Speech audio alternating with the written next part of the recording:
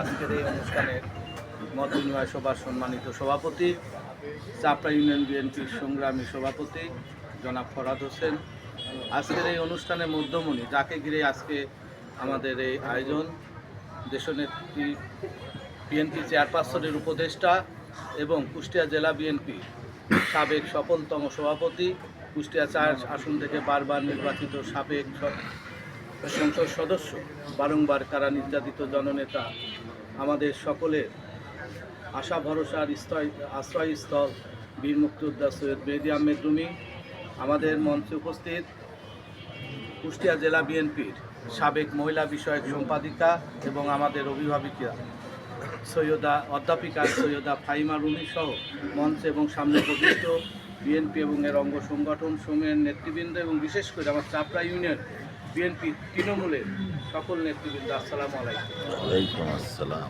আমি বক্তব্যের শুরুতেই আমার সমস্ত শ্রদ্ধা, ভালোবাসা এবং সমস্ত দোয়া অন্তরের হৃদয়স্থল থেকে দোয়া জ্ঞাপন করছি বিএনপির চেয়ারপারসন, সাবেক চেয়ারপারসন এবং বহুদলীয় গণতন্ত্র সুরক্ষার জন্য তিনি স্বৈরশাহী এরশাদের শাসন শোষণে এবং নির্যাতনের শিকার এবং গত ফ্যাসিবাদী আমলে যিনি গণতন্ত্র, বহুদলীয় গণতন্ত্র প্রতিষ্ঠার জন্য, মানুষের ভোটাধিকার প্রতিষ্ঠার জন্য মৃত্যু অন্ধকূপে থেকেও যিনি মাথা নত করেন নাই, আমাদের বিএনপি ঝান্ডা তুলে ধরেছেন সেই আমাদের mother of democracy Begum Khaleda Zia.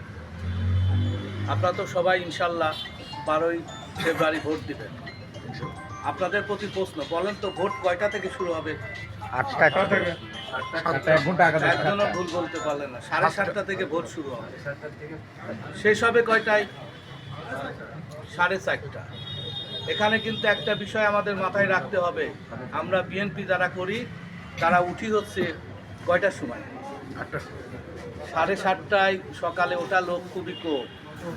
আমরা রাত জাগি, মোবাইল টিপবো, আর ভোটের দিন দেখা যাচ্ছে উঠবো 9টা 10টায়। এদিকে মোটামুটি বট বাহিনী সব ভোটের দিন ঘুম পাড়া হয় না। আমি আপনাদের কয়েকটি বিষয় প্লিজ রেকর্ড করবেন না, কয়েকটি বিষয় আপনাদের সামনে বলবো।